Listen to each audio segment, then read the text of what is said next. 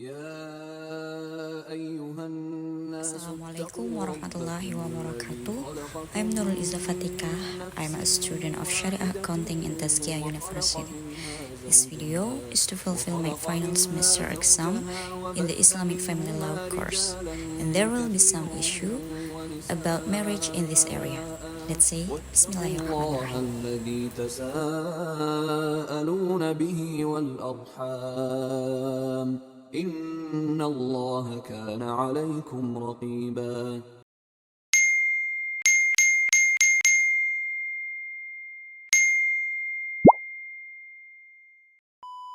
Kita ngerasa sebagai mahasiswa itu banyak perubahan besar dalam pernikahan di zaman sekarang. Kita tuh bingung, ini sebenarnya masih boleh nggak sih di Islam gitu. Tentang dalam Islam itu kan boleh laki-lakinya Islam, perempuannya non Islam. Ya, di Al-Quran kan boleh. Nah, kalau misalnya hukum itu kita bawa di zaman sekarang itu masih. Nah, nanti kalau membahas lebih jauh lagi ahli kitab hampir tidak ada gitu. Yang ada itu ya apalagi kalau dibilang sudah non muslim, kemudian dibilang lagi Kristen, dibilang lagi Hindu Buddha, mana yang ahli kitab? Jadi perdebatannya cuman yang perlu diingat begini ya, pernikahan itu diharapkan membawa kemaslahatan yang besar, maka lebih baik hal-hal yang sudah dikhawatirkan tidak membawa maslahat lebih baik dijauhi gitu. Jangan atas nama cinta kemudian tidak memikirkan kemaslahatan berikutnya, dan itu sudah terbukti banyak sekali madorot setelah menikah. Dan yang merasakan itu kalau bapak sama ibunya kan istilah hitung-hitungan umurnya sudah pendek, tapi anak-anak ini yang meninggalkan masalah bapak ibunya.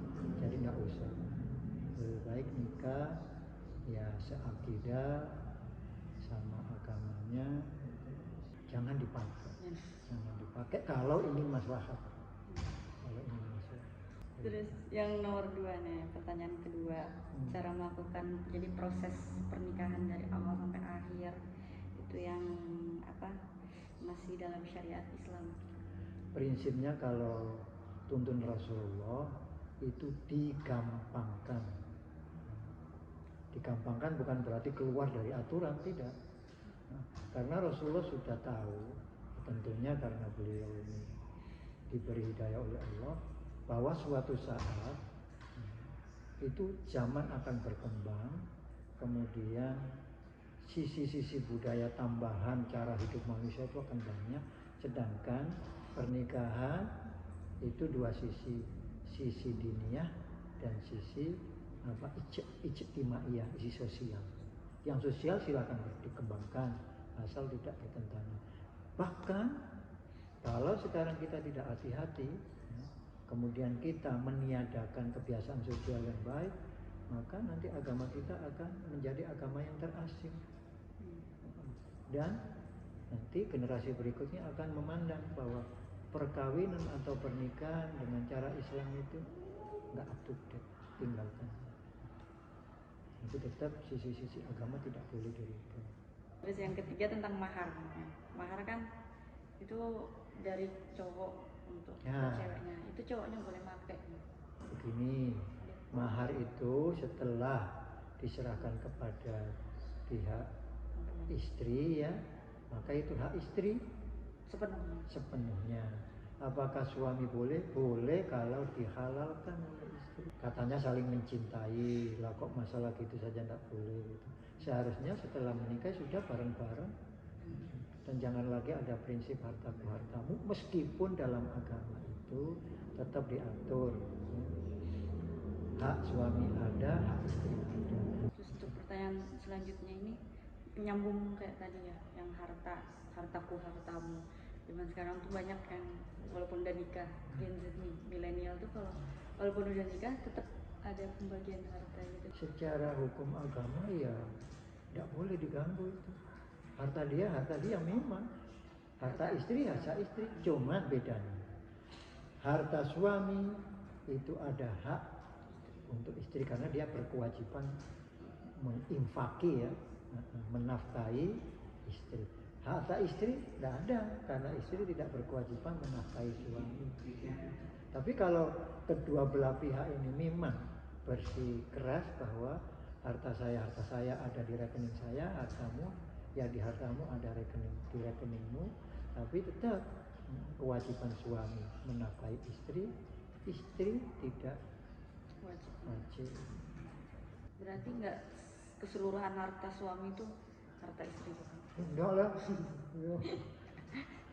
Cuma suami punya kewajiban menafkahi. Gitu. Berarti sebagian harta suami itu haknya istri. Ya, haknya istri. Dan tetap harta istri itu nggak ada sama sekali haknya suami. Enggak. Kalau dalam rumah tangga yang perlu dihindari itu tafarruq. Tafarruq itu bisa jalan, lain jalan. Beda visi misi. Kenapa? Karena memang tujuan sejak awal menikah itu tujuannya tidak satu. Maka suatu saat akan terbukti bahwa tujuannya tidak. Andai kata tujuan satu, kita menikah karena ketaatan kepada Allah, maka seluruh permasalahan yang terjadi akan dikembalikan kepada Allah.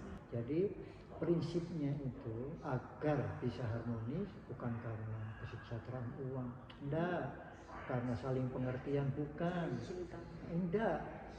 Nah, jadi yang membuat kita harmonis itu kita satu tujuan. Terakhir ya, pesan buat anak-anak seumuran itu yang mau nikah. Nikah jangan ditunda-tunda dengan alasan materi. Dan jangan juga salah niat. Kalau salah niat nanti Allah tidak menolong. Maka niatkan nikah untuk menyempurnakan agama. Nah kemudian setelah itu karena nikah itu adalah hal untuk besok, tidak ada yang tahu rahasia besok. Maka jangan ragu-ragu, minta tolong kepada Allah dengan istikharah. Islam is a perfect religion where everything has been regulated to achieve mutual benefit. Like wish with marriage, Islam has regulated a good marriage process to regulate how to have a good household so that not only in this world but even in the hereafter. Hopefully all of us who are not married can take care of ourselves physically and spiritually. Because Allah says in Surah An-Nur verse 26, الخبيثات للخبيثين والخبيثون للخبيثات والطيبات للطيبين والطيبون للطيبات